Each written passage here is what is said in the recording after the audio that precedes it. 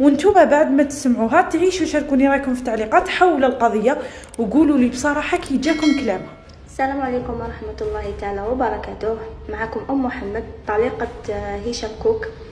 جيت نهضر بخصوص طلاقي من هشام كوك.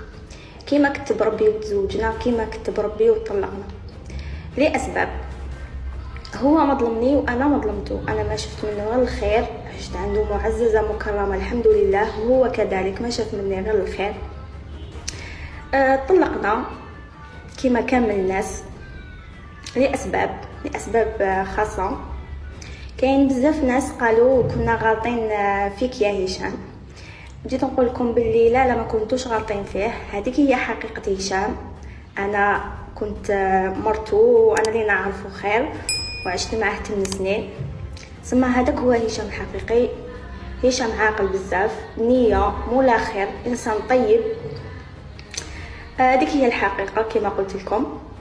انا نتمنى له كل خير وربي ان شاء الله يقدر ويوفقه باش يكمل يبني الاسم تاعو اللي بنيته معاه. كان سبق وقلتها له، دوك نقولها له هنا قدامكم. ان شاء الله الاسم تاعك نشوفه في القمه ان شاء الله، من نجاح الى نجاح.